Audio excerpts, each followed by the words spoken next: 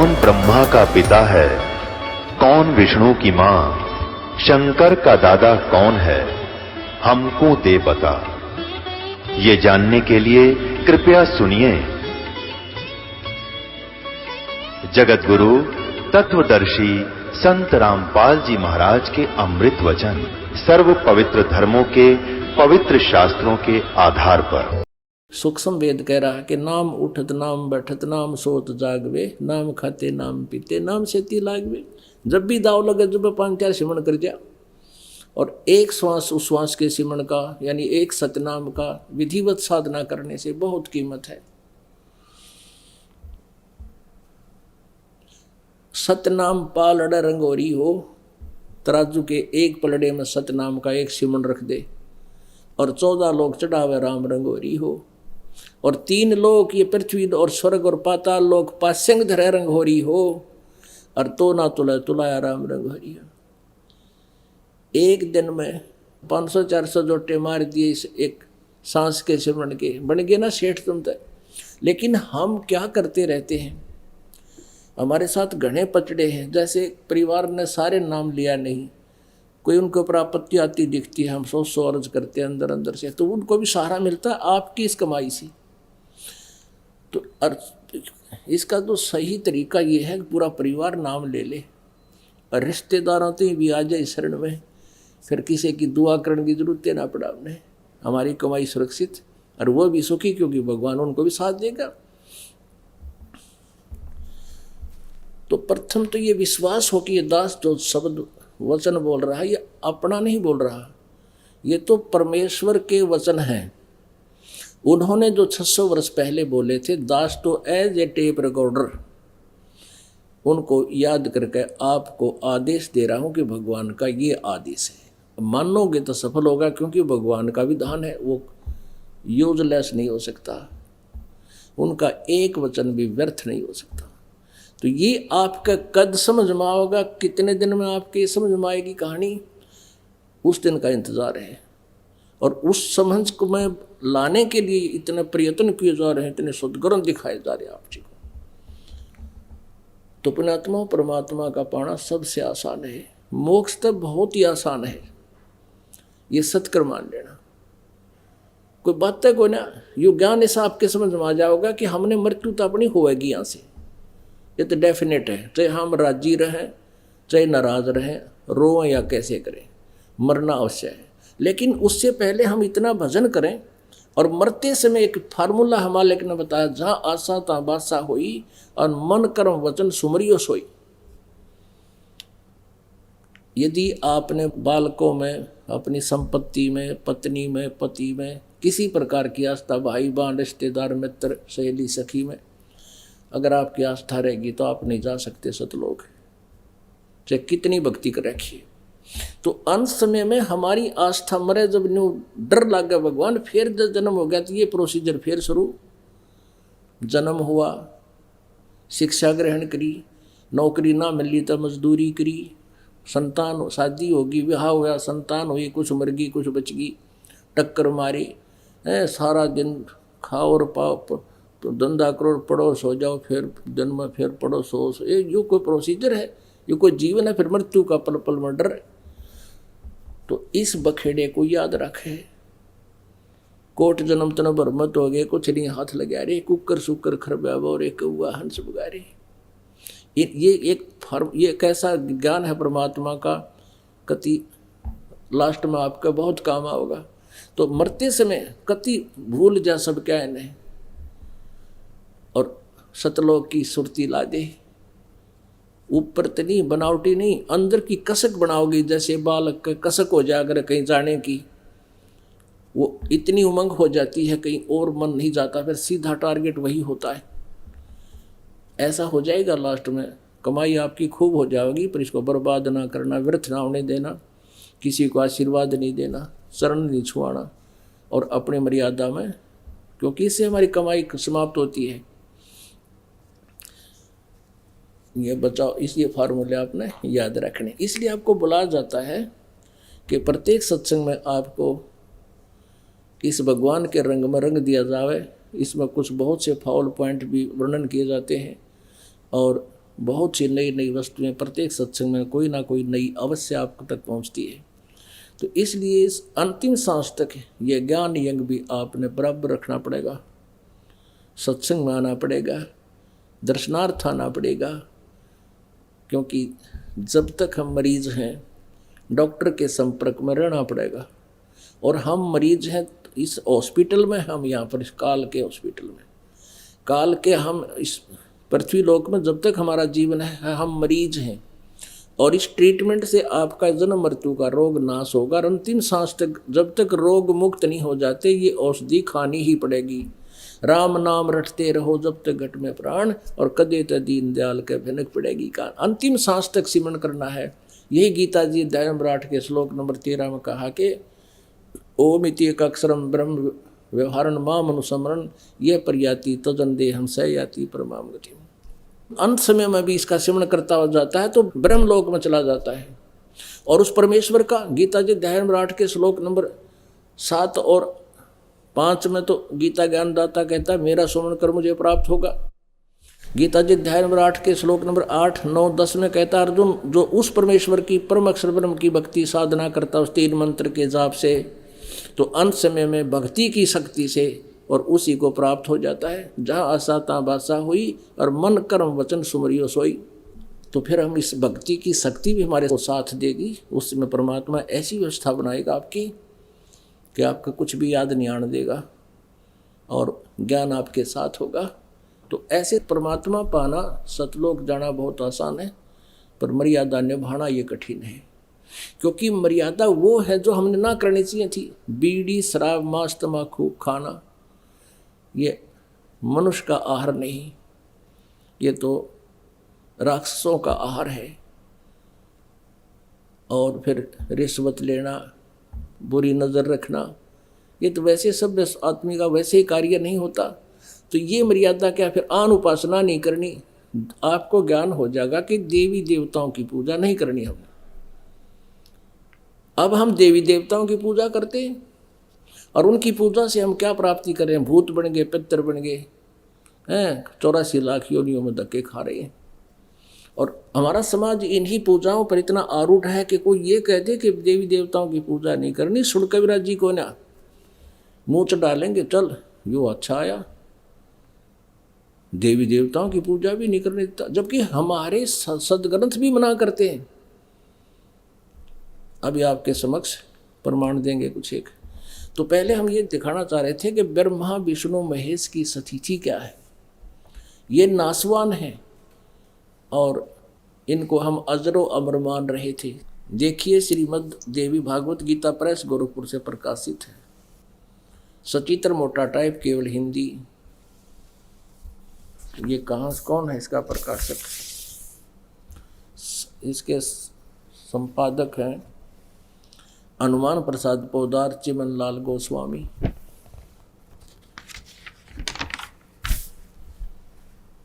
ये प्रकाशक में मुद्रक हैं गीता प्रेस गोरखपुर, गोविंद भवन कार्यालय कोलकाता का संस्थान। ये इनके फोन और फैक्स नंबर है। 123 पृष्ठ पे 3रा स्कंद। भगवान विष्णु जी कह रहे हैं तो अपनी माता दुर्गा की स्तुति करते हुए ये वचन बोल रहे हैं, तुम शुद्ध स्वरूपा हो, यह सारा संसार तुम ही से उद्भासित हो रहा है। मैं ब्रह्मा और शंकर, मैं ब्रह्मा और शंकर, विष्णु जी कह रहे हैं, हम सभी तुम्हारी कृपा से विद्यमान हैं। हमारा आविर्भाव यानी जन्म और तिरोभाव बिन मृत्यु हुआ करता है। हमारा तो जन्म और मृत्यु होता है। तुम ही नित्य हो, जगत जननी हो, प्रकृति और सनातनी देवी हो। स्पष्ट हो गया कि हम तो नाशवान हैं, हमारा जन्म मृत्यु होता है, हम नित्य नहीं हैं, अविनाशी नहीं हैं। भगवान शंकर बोले, देवी यदि महाभाग विष्णु तुम्ही से प्रकट हुए हैं तो उनके बाद उत्पन्न होने वाले ब्रह्मा भी तुम्हारे ही बालक हुए। फिर मैं तमोगुणी लीला करने वाला शंकर क्या तुम्हारी संतान नहीं हुआ? अर्थात मुझे भी उत्पन्न करने वाली तुम ही हो। शिवे संपूर्ण संसार की सृष्टि करने में तुम बड़ी चतुर हो।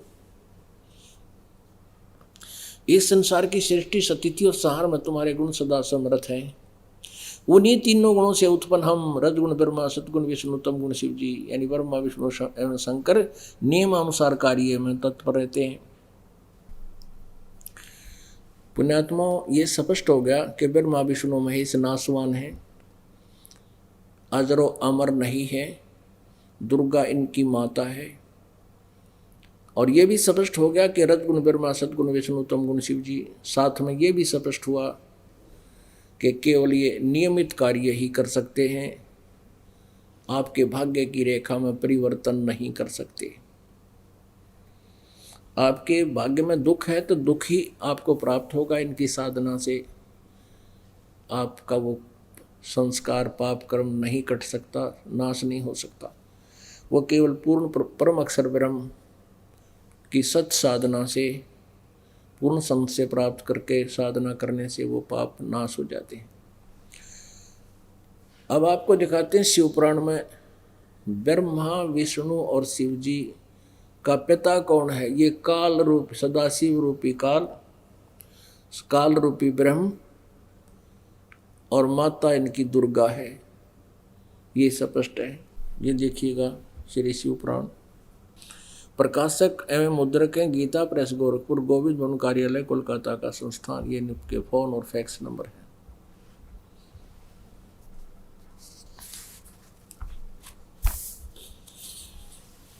ये 99 पृष्ठ पे रुद्र संहिता संक्षिप्त शिव पुराण 98 के नीचे आते हैं हम।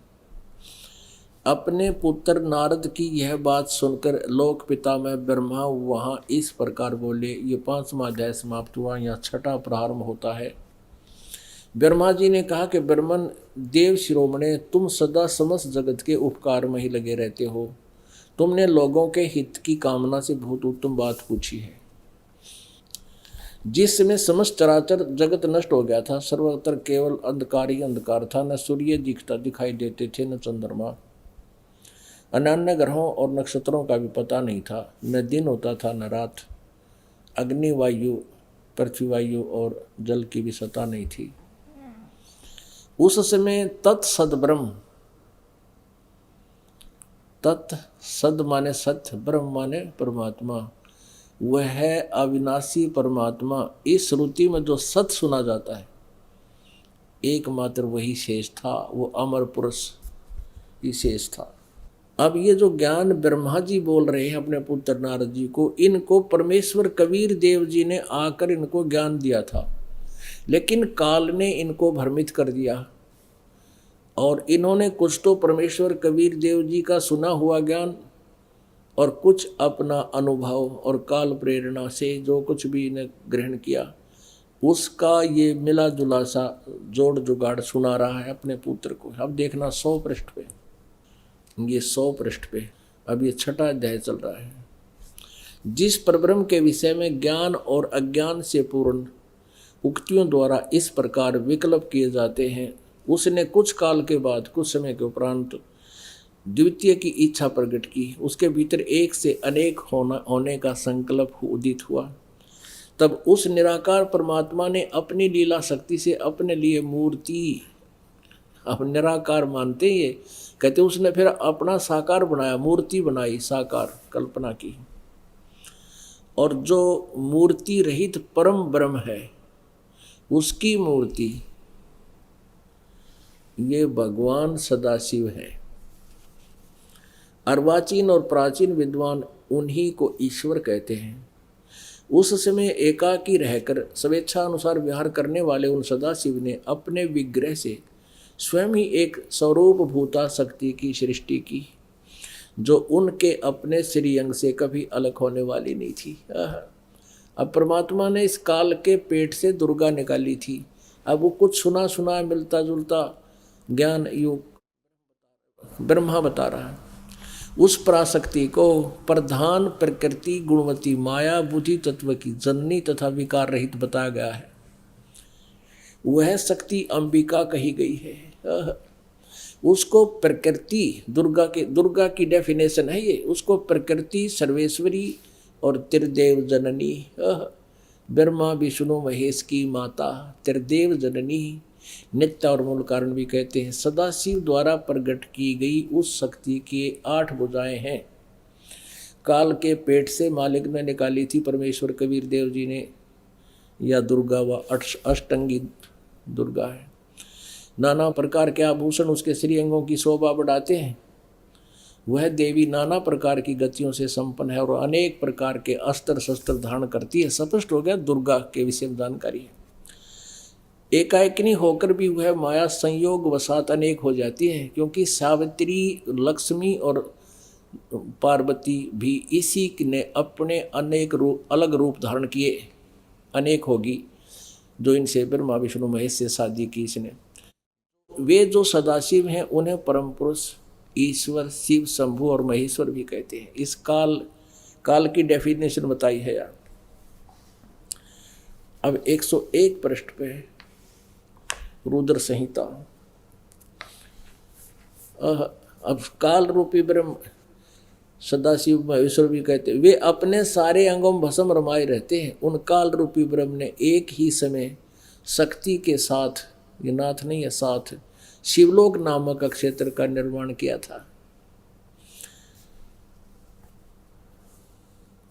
उस उत्तम क्षेत्र को काशी कहते हैं। वह परम निर्वाण या मोक्ष स्थान है जो सबके ऊपर विराजमान है। वे प्रिय और प्रियतम, वे पति पत्नी रूप में शक्ति और शिव यानी दुर्गा और काल जो परमानंद स्वरूप हैं, उस मनोरम क्षेत्र में नित्य निवास करते हैं। शिव और शिवा ने प्रलय काल में भी कभी उस क्षेत्र को अपने सानिध्य से मुक्त नहीं किया। देव से एक समय उस आनंद वन में रमण करते हुए शिवा और शिव के मन में इच्छा हुई कि किसी दूसरे पुरुष की सृष्टि करनी चाहिए, यानी कोई बालक उत्पन्न करें, पुत्र उत्पन्न करें, जिस पर यह सृष्टि संचालन का महान भार रखकर हम दोनों केवल काशी में रहकर इच्छा अनुसार विचरें और निर्वाण धारण करें। ऐसा निश्चय करके शक्ति सहित सर्वव्यापी परमेश्वर शिव ने अपने वाम भाग के 10वें अंग पर अमृत मल दिया। फिर तो वहां से एक पुरुष प्रकट हुआ, एक बालक का जन्म हुआ। इनके दोनों के पति पत्नी व्यवहार से, काल और दुर्गा से। 102 पृष्ठ पे उस काल रूपी ब्रह्म ने कहा, ये काल रूपी ब्रह्म देखो यहाँ लिखा है, ये 101 पर उन काल रूपी ब्रह्म ने, सदाशिव कहो चाहे काल रूपी ब्रह्म कहो, ये काल है, शिव रूप धारण करके भी रहता है, ये बहुत छलबल करता है। अब हम आगे 102 पर उस काल ने जब लड़का उत्पन्न हो गया, जब कहा कि वत्स व्यापक होने के कारण तुम्हारा विष्णु नाम विख्यात हुआ। व्यापक टट्टू होता बता, सामने बालक रहा इनका व्यापक। इनकी ऐसी व्याख्याएं बकवादों की हैं। वो वत्स का सीधा समझ लो कि तुम्हारा विष्णु नाम विख्यात हुआ।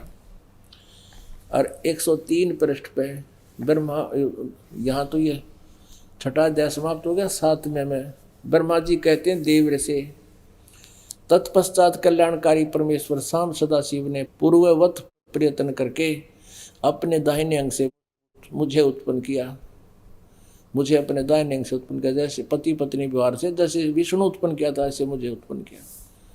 बाकी ये अलग बात है। अपने आत्माओं, अब यहाँ एक समस्या आ गई इस अनुवादकर्ता के सामने।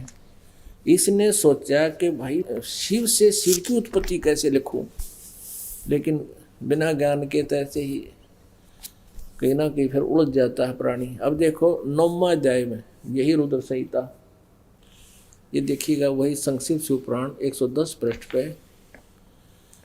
अध्याय 9, इसके लास्ट में, इस प्रकार ब्रह्मा, विष्णु तथा रुद्र इन 3 देवताओं में गुण हैं, परंतु शिव गुणातीत माने गए हैं।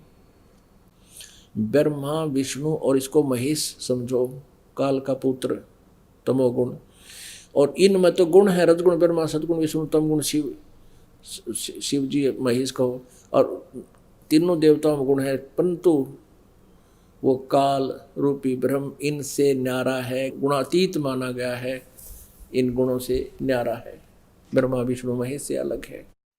अब यहाँ तो उसने अनुवाद करता ने जैसा भी दाव लगा कर दिया गोल मोल। अब यहाँ शंका हो जाती है श्रद्धालु को कि भी रुद्र लिखा है, यहाँ तो महेश नहीं लिखा। अपनात्मा देवी पुराण तीसरे स्कंद में जब उसमें विवरण चलता है कि पहले दुर्गा को, उन तीनों को इकट्ठा किया और फिर ब्रह्मा विष्णु रुद्र से कहा, फिर उसको महेश भी उसी को कहा है।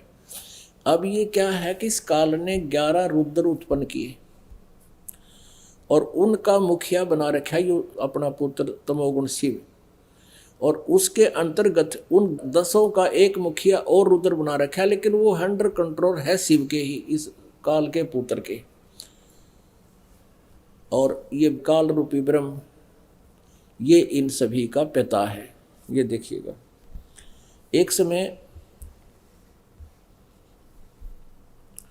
ब्रह्मा और विष्णु में आपस में झगड़ा हो गया, दोनों लड़ने लगे। उनके युद्ध समाप्त करने के लिए उनके बीच में एक तेजों में स्तंभ काल ने छोड़ दिया। फिर दोनों ने ऊपर नीचे इसकी खोज की, फिर अब आखिर में ये काल शिव रूप में इनके सामने प्रकट हो गया। ये ऐसे ही धोखा करता है विष्णु के उपासक को विष्णु रूप में, शिव के उपासक को शिव रूप में। और यहाँ ब्रह्मा और विष्णु थे तो इनको शिव रूप में दर्शन दे दिए, अपने वास्तविक रूप में नहीं देता। तो यहाँ विद्वेश्वर संहिता और ये विद्वेश्वर संहिता अध्याय नंबर 9 चल रहा है। अब हम 10वां पढ़ेंगे। तो ये काल आया था, इस काल रूपी ब्रह्म से ब्रह्मा और विष्णु ने पूछा, प्रभु सृष्टि आदि 5 कर्तों के लक्षण क्या हैं, यह हम दोनों को बताइए। भगवान शिव बोले, ये काल बोला। अब ये आ जाओ आप, अब तो हम 25 पढ़ रहे हैं, अब 26 पे आ जाओ, हम शॉर्ट में चलेंगे।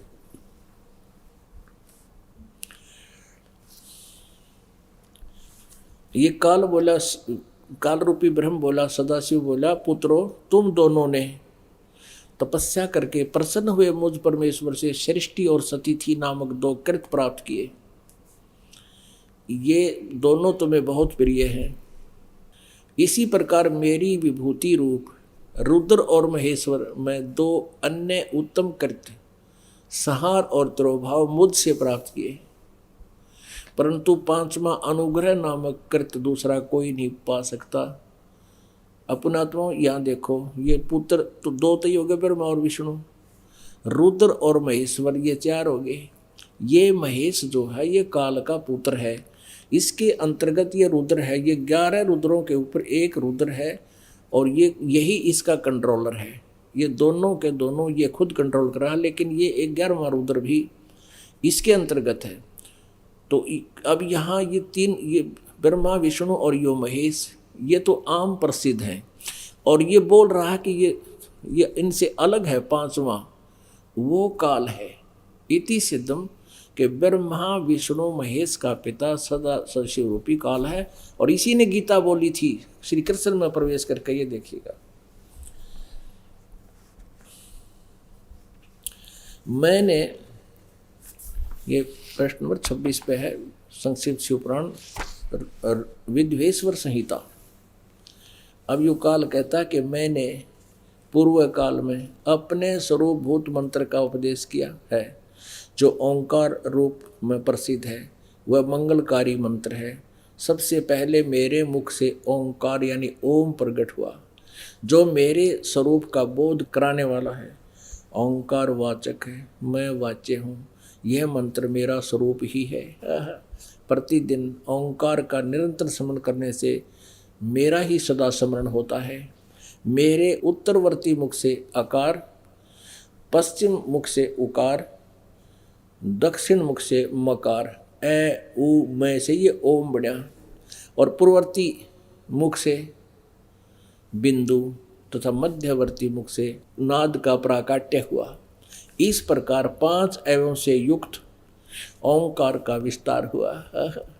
इन सभी एवं से एकीभूत होकर यह प्रणव ओम नामक एक अक्षर हो गया। गीता जी अध्याय नंबर 8 के श्लोक नंबर 13 में कहा कि ओम इति एक अक्षरम ब्रह्म विहारण माम अनुसमरण ये प्रयाति तदंदेहम सयाति परमाम गतिम।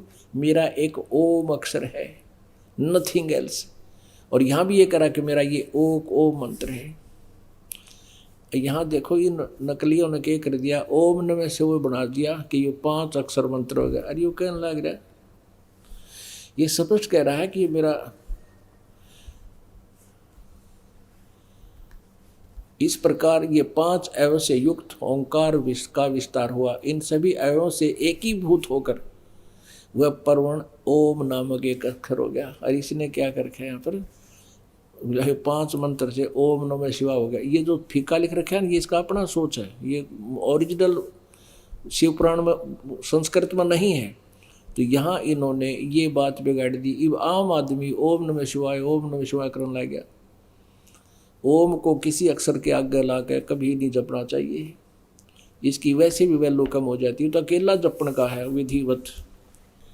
अब वो जो विवेकानंद था, महर्षि रामानंद जी का शिष्य, वो एकदम उसको सदमा सा हो गया कि 5 वर्ष का बालक और ऐसे गुड़ रहस्य बोल रहा है, ये कहाँ से लाया ऐसा ज्ञान। लेकिन कहते हैं राज तजना सहज है और सहज तरिया का डे, मान बढ़ाई ईर्षा दुर्लभ तजना ये। अरे भगवान पाने के लिए औरों ने कथा सुनावा हम, और जब भगवान सामने आ रहा है, सारा कुछ बता रहा है, ज्ञान निर्णायक हो चुका है, अब भी जो नहीं मानता तो वो तो एक दुष्ट इंसान है। परमात्मा कबीर जी कहते हैं जानबूझ साची तजय और करे झूठ ने, ताकि संगत है प्रभु सोपन में भी ना दे। चातुर प्राणी चोर हैं और मूड बुगध हैं ठोठ, ये संतों के निकाम के इनको देगल चोट। इतने प्रमाण देख के, और जो नहीं मान रहे हैं वो श्रद्धालु और फिर भी उन नकली झूठे गुरुओं के ऊपर आश्रित हैं, जो चोर हैं। चोर मीन सच्चाई को भी नहीं मानते, झूठा ज्ञान प्रचार कर रहे, झूठे गलत मंत्र दे रहे, 500 नाम काल के जानो। और उनके श्रद्धालु इतना प्रमाण देख के भी नहीं मान रहे हैं, तो उनके बारे में कहते हैं चातुर प्राणी चोर हैं और मूड मुग्ध है ठोठ, ये संतों के निकाम के, ये तो वही मरे रहे तो बढ़िया है, उनको देख गलजोट, उन्हीं के पास रहे रहे, ना मानते। इतना कुछ देख कर भी उन्हीं में से एक वो विवेकानंद था। विवेकानंद ने कहा कि तू कौन है, कौन जाति है तेरी, इस ज्ञान से कैसे परिचित है, और तूने तिलक कैसे लगा रखा है। वैष्णव साधु जैसा तिलक ला रखा परमात्मा ने 5 वर्ष के बालक ने। क्या तूने कोई दीक्षा ले रखी है कहीं से। परमेश्वर कबीर देव जी दुल्हा जाति में थे, प्रकट हुए थे, दुल्हा उठा ले गया था परमात्मा, शिशु रूप में प्रकट हुए थे, जिस कारण से वो धानक कहलाए थे। परमात्मा कहते हैं दुल्हे का सुत आण कहाया, यु जगत करे मेरी ऐसी। साधो अवगत से हम चलाए, मेरा भेद मर्म ना पाया। हम तो उस स्थान से चल कर आए हैं जिसके बारे में कोई नहीं जानता। वेद भी नेति नेति कह देते, न इति न इति। हम वहाँ से चल कर आए हैं। और यहाँ धानक का पुत्र आण कहाया, यह जगत करे मेरी ऐसी। मुझे मेरा उपहास कर रहे हैं, मुझे पहचान नहीं रही है। तो उसने कहा कि तू कौन जाति का है, क्या तूने उपदेश ले रखा है। अब वो तो बोले नहीं परमात्मा, तब से उससे पहले वो सरोता जो थे वो कहने लगे ये तो नीरू जुल्हे का पुत्र है, जो इस वो कहीं मिला था पड़ा हुआ, धानक का पुत्र है, जुल्हे का कार्य करता है। तब विवेकानंद ने कहा क्या तूने उपदेश ले रखा किसी से, कि हाँ ले रखा है स्वामी जी। किससे ले रखा है, कि जिससे आपने ले रखा है। मैंने ले रखा है जी। मेरे गुरुजी पता कौन है, श्री श्री 1008 पंडित महर्षि रामानंद जी। वो तुम्हारे जैसे शूद्रों को तो निकट भी नहीं आने देते। देखो रे लोगों कितना झूठा है ये है। और गुरु जी को बताऊंगा, गुरुदेव को जाकर बताऊंगा कि तूने मेरा जीना हराम कर दिया, तूने हमारे गुरुदेव की बेइज्जती कर दी, वो ब्राह्मण है, तुम शूद्र है, फलान है, पता नहीं क्या क्या बकवास करी। अब हम थोड़ा सा शॉर्ट में करते हैं। परमेश्वर कबीर देव जी ने एक लीला की। कुछ ही समय पहले रामानंद जी 104 वर्ष के हो गए थे जब परमात्मा 5 वर्ष की आयु दिखा रहे थे, और सुबह सुबह पंचगंगा घाट पर दरिया में स्नान करने जाते थे। गंगा दरिया में वहाँ पैड़ी बना रखी थी, पौड़ी बनी हुई थी पक्की। परमेश्वर कभी वो बखत से जाते थे, मुँह अंधेरा, ब्रह्म मुहूर्त में सुबह सुबह। परमेश्वर ने 2.5 वर्ष के बालक का रूप धारण किया, पौड़ियों में लेट गए। रामानंद जी अंधेरे में नीचे उतर रहे थे। उनकी खड़ाऊँ यानी पैर के जूता, लकड़ी की खड़ाऊँ होती थी, पैर में पहना करते थे साधु। कबीर जी का शर्म लगी, लेटे हुए बच्चे के रूप में परमात्मा बालक की तरह रोने की लीला की। रामानंद एकदम झुके ऐसे, और बच्चे को कहा, बेटा मेरे से गलती से लग गया, मैंने देखा नहीं, राम राम बोल। सिर पे हाथ रखा, राम राम बोल, राम नाम से सब दुख दूर होते हैं। परमात्मा चुप हो गए, और उनके गले में एक कंठी थी। एक वैष्णव साधु की एक पहचान है कि गले में एक तुलसी की लकड़ी की का मन का एक मणिया वो गले में एक धागे बांध लेते हैं। उससे पहचान होता है कि वैष्णव परंपरा से दीक्षित है। वो परमात्मा के गले में डल गई। परमेश्वर कबीर जी चुप हो गए, रामानंद जी स्नान करने लगे, अंतर ध्यान हो गए, अपने मुंह बोले माता पिता की झोपड़ी में आ विराजमान हुए। तो उस दिन उस कबीर देव जी ने उसको कहा कि मैंने स्वामी रामानंद जी से उपदेश ले रखा जैसे आपने ले रखा है। तो कबीर परमात्मा जी को पकड़ के रामानंद जी के पास लाया गया। रामानंद जी अंदर अपनी कुटिया के सामने पर्दा लगा करके अंदर से बातें करता है, और हजारों श्रोता दर्शक आगे बुला लिए थे उसने। उस नकली महर्षि विवेकानंद ने बुला लिए थे कि आ जाना, ये झूठा है, गुरु जी इसका डंडे मारेंगे हैं। और वो जो वास्तविकता थी वह बुला दी। वो क्या प्रश्न कर रहे थे, क्या बताना चाहते थे, वह बात खत्म कर दी कि ब्रह्मा विष्णु महेश नासवान है। अब पर्दा ला रखा था। अब रामानंद जी पर्दे के पीछे से प्रश्न करते हैं, ये दिखाने के लिए कि मैं तो शूद्रों को निकट भी नहीं जाने देता, छूता भी नहीं, दर्शन भी नहीं करता इनके, क्योंकि ऐसा ना करे तो ब्राह्मण वर्ग नाराज हो जाए, फिर उनके कोई चेले रहे को नहीं। इसलिए ड्रामाबाजी करनी घनी जरूरी होती है इनके लिए। और उस समय छुआछूत भी चरम सीमा पर थी। तो अंदर से प्रश्न किया उसने, रामानंद जी ने, आडा पर्दा लाए कर रामानंद भोजनते, दास गरीब कुरंग छवि अदर ढाक कूदनते। अब गरीबदास साहिब जी जिसको परमात्मा का साक्षात्कार हुआ था, उन छुड़ानी वाले गरीबदास जी ने परमेश्वर का साक्षात्कार होने के बाद ऊपर सतलोक में परमेश्वर उनको लेकर गए, सच्चाई से परिचित कराया। उसके बाद उन्होंने परमेश्वर की महिमा आंखों देखी, वर्णित की। आडा पर्दा लाए करे रामानंद भोजनते, दास गरीब कुरंग छवि अदर ढाक कूदनते। कुटिया के अंदर आगे पर्दा लाकर बाहर परमेश्वर खड़े, कबीर जी 5 वर्ष की आयु में, और रामानंद जी बूझते हर ऐसे कूदते हैं जैसे मर्ग कूद जाकर अंदर क्रोध में। कौन जात कुल पंथ है, कौन तुम्हारा नाम, दास गरीब आधीन गति ही बोलत है बलि जाऊं में। अब जैसे तुलसीदास जी ने रामायण को लाखों वर्ष के बाद दोबारा चित्रित कर लिख दिया। ऐसे एक ज्ञान योग होता है जिसकी उसकी उतनी उतनी रेंज होती है। तो उन्होंने जो भी पहले घटना घटी थी श्री राम जी के साथ, वो चलचित्र की तरह सामने चल पड़ती है राइटर के, जिसका ज्ञान योग खुल जाता है। तो परमेश्वर कबीर जी ने आदरणीय गरीबदास साहिब जी का ज्ञान योग खोल दिया था, उनकी वो अंदर की जो दिव्य दृष्टि ऑन कर दी। तो पिछली घटना जो भी वार्ता हुई थी वो एज इट इज आंखों देखी बता रहे हैं। रामानंद जी बोले, कौन जात कुल पंथ है, कौन तुम्हारा नाम है, दास गरीब आधीन गति ही बोलत हैं बलि जाऊं मैं।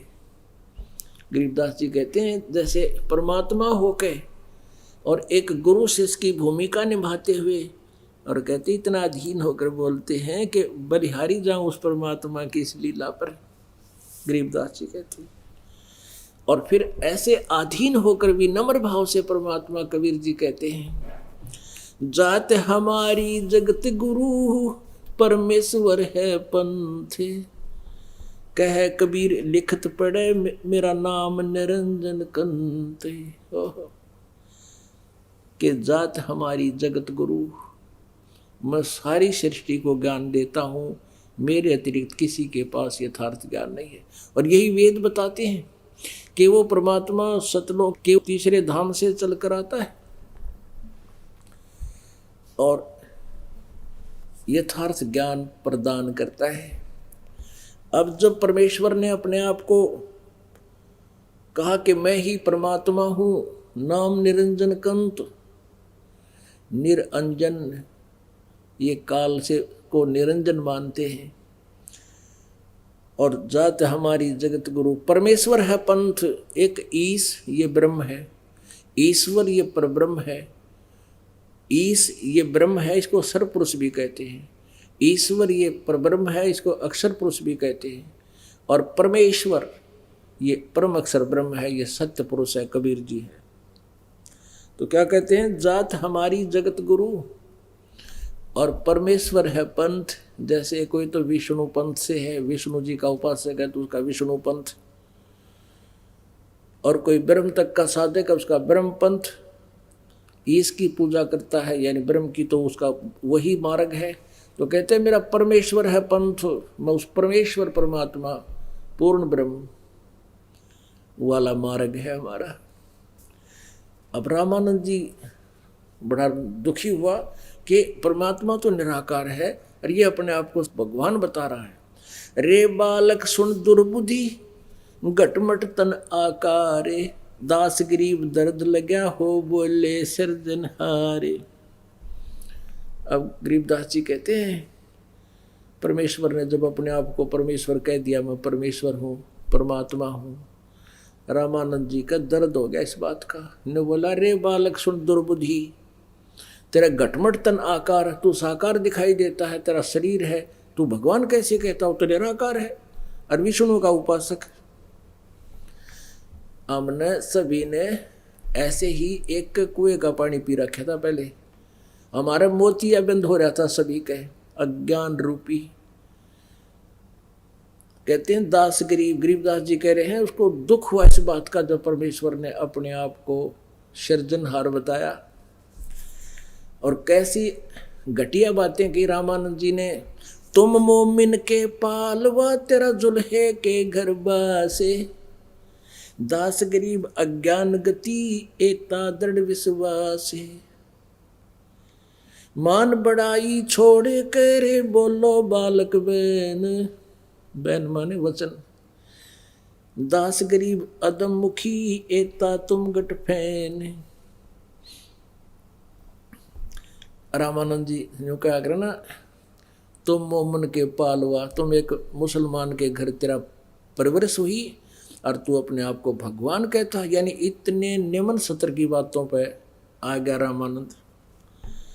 और फिर कहता मान बड़ाई छोड़कर सच्ची बता बालक, तर्क तलु से बोलते रामानंद सुर ज्ञाने, दास गरीब कुजात है आखिर नीच निदान। कितने घटिया शब्द प्रयोग किए कि तू आखिर में कुजात है, तेरी माँ का बेरा ना, तेरे बाप का पता ना, तेरे कुल का पता नहीं, कुजात पड़ा पाया था तू। अपने आत्माओं कलेजा मुंह को आता है, हम इतने नालायक बना दिए इस काल ना, अपने पिता को ऐसे बोल रहे हैं। अब ये काल आनंद ले रहा जब हमारी आपस में हम एक दूसरे के दुश्मन बनकर अपने परम पिता से भी दूर रहते हैं, उसकी तरफ मुंह भी नहीं करते। यूँ तो देवताओं की पूजा छुड़वाता है काल, इसी तरह हमें यह फंसाए रखता है। अब क्या कहते हैं अपनात्मा, हमने ये देखना है कि रामानंद ऐसी कटु शब्द बोल रहा है और यहाँ गुरु शिष्य की मर्यादा ऐसे हो। और परमात्मा इस हमें एक रिहर्सल करके बता रहे हैं, एक एग्जाम्पल कोड कर रहे हैं। आप आरती आप साजे, आप किंगर, आप बाजे, आप ताल झांझनकारा, आप नचे वो आप देखना रहा। आप भगवान, आप एक जगत गुरु तत्वदर्शी संत बनकर प्रकट हुए, वहाँ से चल कर आए। आप ही सुयोग्य शिष्य की भूमिका निभा रहे हैं और स्वयं ही एक अच्छे नागरिक की, एक कर्मठ व्यक्ति की भूमिका की मालिक ने कहा कि ऐसे रहो जैसे मैं रह रहा हूँ, अपना हत्था काम करो, किसी का आश्रित मत रहो, विश्वास मालिक पर रखो, देखना तुम्हारे कितने ठाठ करूँगा।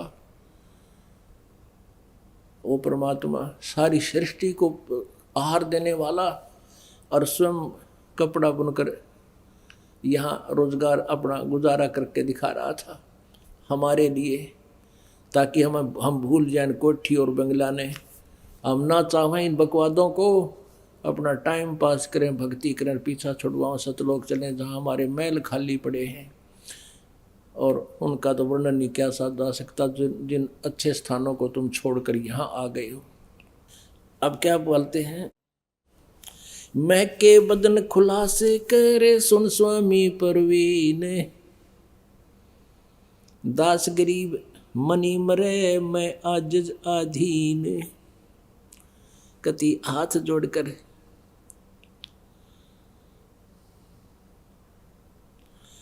अब क्या कहता है, परख नरख नहीं तो को नीच कुलीन कुजात, दास गरीब अकल बिना जेते कहीं ये बात।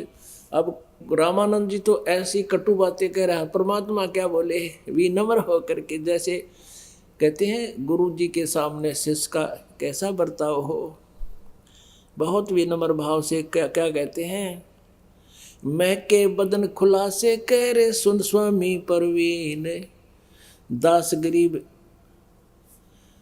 मनी मरे मैं आजिज आधीन। कि मेरे जो है ना परमात्मा बड़े यानी आधीन गति से बोलते हैं और क्या बताते हैं, मैं अवगत गत से परे चार वेद से दूरे, दास गरीब दसों दिशा में सकल सिंधु भरपूर। अब परमात्मा क्या बताते हैं, ए स्वामी, ए गुरुदेव, सृष्टा में, सृष्टा माने सारी सृष्टि का रचनहार, और सृष्टि मेरे तीर, ये अनंत कोटि ब्रह्मांड ये मेरे ही आश्रित है। जाके अर्ध रोम पर सकल पसारा, ऐसा पूर्ण ब्रह्म हमारा।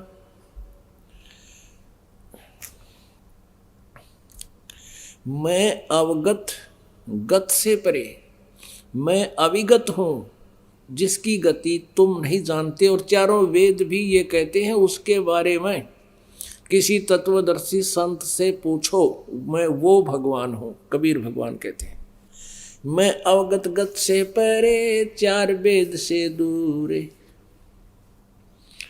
दास गरीब दसों दिशा सकल सिंधु भरपूरे।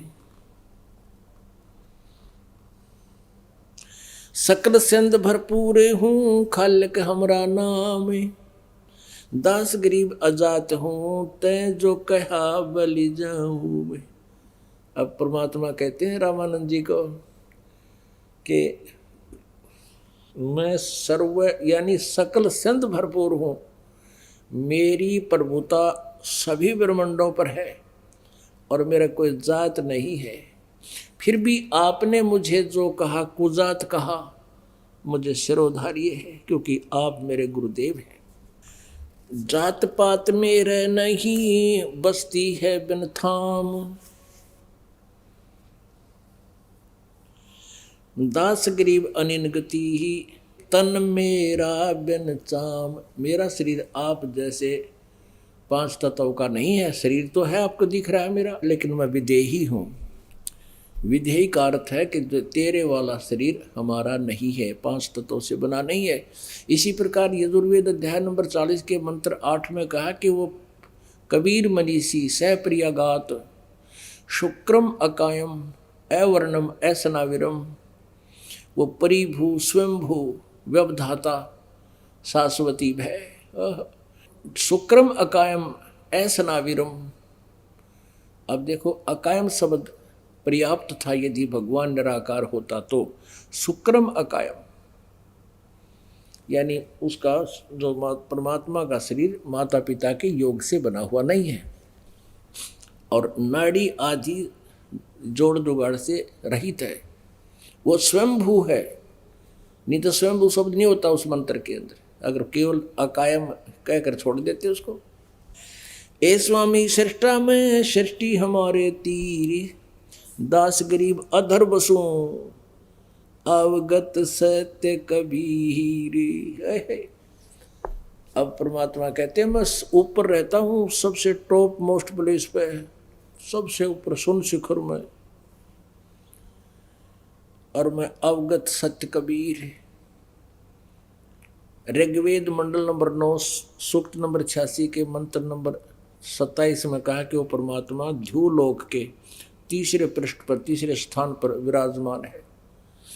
ऋग्वेद मंडल नंबर 9 सूक्त नंबर 96 के मंत्र 18 और 20 में स्पष्ट किया है वो परमात्मा तीसरे मुक्ति धाम में विराजमान है, और वही परमात्मा अन्य रूप धारण करके चौथे लोक में भी विराजमान है, और वो चतुरथ परमात्मा है। ए स्वामी सृष्टा में सृष्टि हमारे तीरे, दास गरीब अधर बसू ऊपर रहता हूं मैं अवगत सत कबीरी।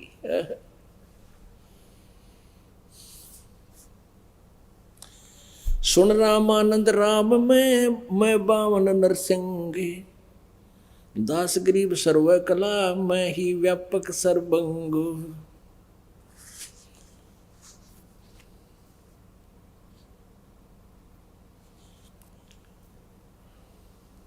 सुन स्वामी सत भाख हूँ, भाखू माने सत कहता हूँ, झूठ ने हम रिंच, दास गरीब हम रूप बिना और सकल पर पंच। मैं रोवत हूँ सृष्टि को, मैं रोवत हूँ सृष्टि को, ये सृष्टि रोवे मोहे। कह कबीर हमरे वियोग को समझ न सकता कोई। ये मेरी बच्चे प्यारी आत्मा, हे भगवान, हे परमात्मा, हे भगवान हमें मिलो, हमारा दुख दूर करो, हमारे ऊपर सब आपत्तियां टालो हमारी। हे समर्थ प्रभु हमारी सुध लो। सृष्टि यानी जनता तो मुझे ढूंढ रही है, और मैं इन्हें ढूंढ रहा हूँ कि मैं भगवान हूँ, मैं परमात्मा हूँ, मैं वो कबीर अंगारी हूँ जो पाप नाशक भगवान है, तुम्हें सर्व सुखदायक हूँ। पर इस काल के अज्ञान विधान से ये मेरे बच्चे मुझे पहचान नहीं रही। मैं रोवत हूँ सृष्टि को, यह सृष्टि रोवे मोहे। कह कबीर हमारे वियोग को समझ न सकता कोई। अब ऐसा उल्टा कर दिया काल ने हमें आपस में, हमारे वियोग ने। अब ये कोई ना ये समझ नहीं पा रहे, और मैं समझाना चाहता हूँ। इन्होंने भगवान की डेफिनेशन और बना दी निराकार निराकार करके। अब रामानंद जी ने सोचा भाई इतनी मजबूती यानी कॉन्फिडेंस से, अब क्या बता रहे कि गोता लाऊं स्वर्ग में, गोता मारूं स्वर्ग में, जा बैठूं पाताल, और कह कबीर ढूंढता फिरूं अपने हीरे मोती लाल। अच्छी अच्छी आत्माओं को ढूंढता हूं, जैसे ऋग्वेद मंडल नंबर 9 सूक्त नंबर 86 के मंत्र 26 में कहा कि वो परमात्मा कबीर देव साधना करने वाले साधक भक्तों की, के दुखों का निवारण करता है, उनके संकटों को मर्दन करता है और उनको निर्मल करता है, फिर उनको प्राप्त होता है और वो परमात्मा अच्छी आत्मा को, श्रेष्ठ आत्मा को, श्रेष्ठ अच्छे भगत को मिलता है, अच्छी आत्मा को मिलता है। वो हीरे लाल होते हैं उस परमात्मा की। और वही भगवान कहता है गोता मारूं स्वर्ग में और जा बैठूं पाताल, और कह कबीर मैं ढूंढता फिरूं अपने हीरे मोती लाल। अच्छी अच्छी आत्माओं को ढूंढ रहा हूं, क्योंकि परमात्मा 600 वर्ष पहले आए थे और उस समय लीला करते ही हैं, उनमें गुण है ऐसा, वो ऐसा ही करते हैं जो वेद गवाही दे रहे हैं। और वो इसलिए करते हैं कि उस समय, क्योंकि वो समय था अशिक्षित जनता थी, केवल एक वर्ग ही शिक्षित था जिसको ब्राह्मण कहा करते थे, और ब्राह्मण इस अध्यात्म ज्ञान से अपरिचित थे। सतयुग से लेकर आज तक अपरिचित है वो थे वो ब्राह्मण, और आज भी हैं इस दास के ज्ञान के अतिरिक्त। ज्ञान परमात्मा का है कबीर जी का, दास को उन्होंने समझाया है उन्हीं की इन सब सदग्रंथों में लिखा हुआ था, जो दास ने केवल आपके समक्ष किया है, रूबरू किया है।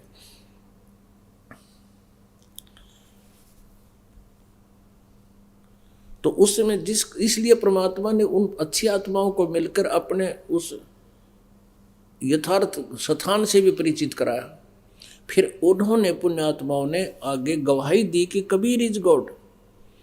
हम सुल्तानी नानक तारे दादू को उपदेश दिया, जात जुलाहा भेद न पाया वो का सीमा है कबीर हुआ।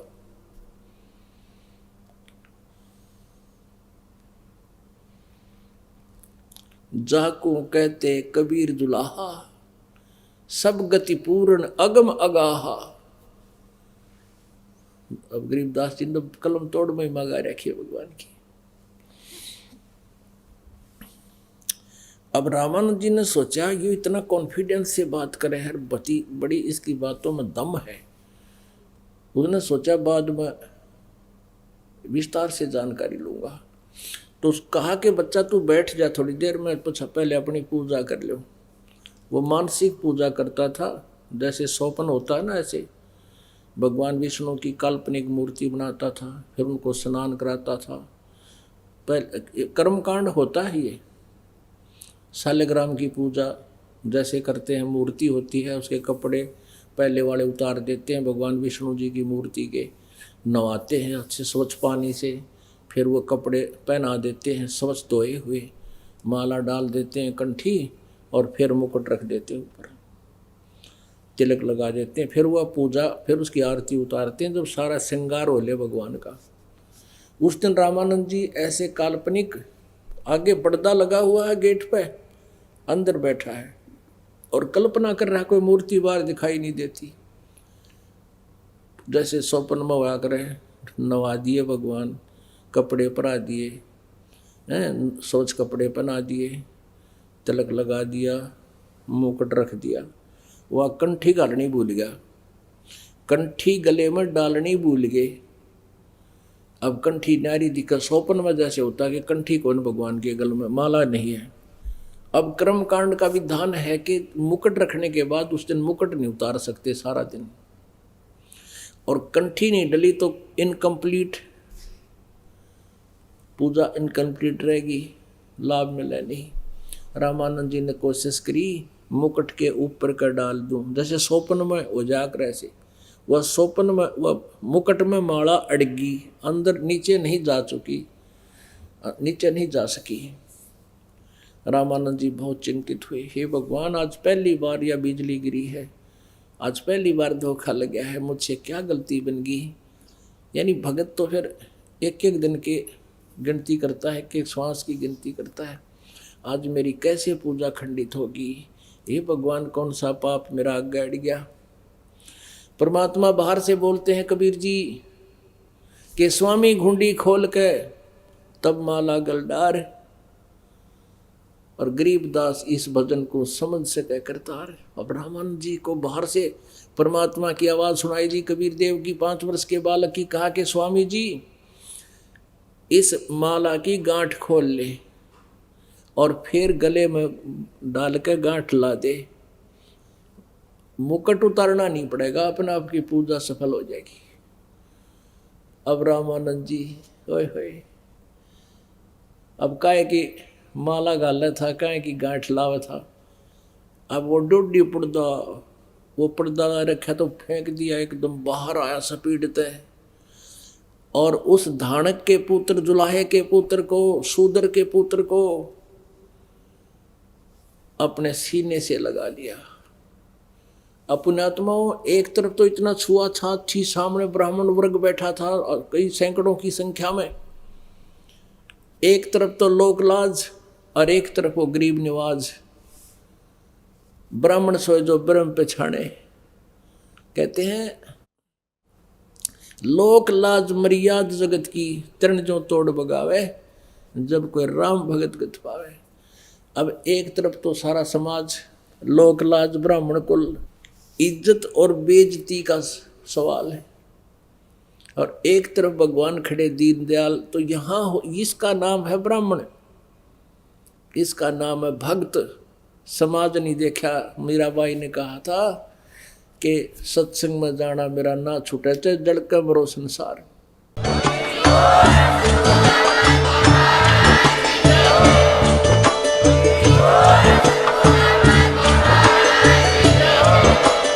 आप सुन रहे थे जगत गुरु तत्वदर्शी संत रामपाल जी महाराज जी के मंगल प्रवचन। अधिक जानकारी के लिए विजिट कीजिए हमारी वेबसाइट www.jagatgururampalji.org। संत रामपाल जी महाराज जी के शुभ आशीर्वाद से पूरे विश्व भर में 500 से भी ज्यादा नाम दीक्षा केंद्र हैं, जिन पर संत रामपाल जी महाराज जी द्वारा ऑनलाइन निःशुल्क नाम दीक्षा दी जा रही है। अपने नजदीकी नाम दीक्षा केंद्र का पता करने के लिए संपर्क करें 8222880541।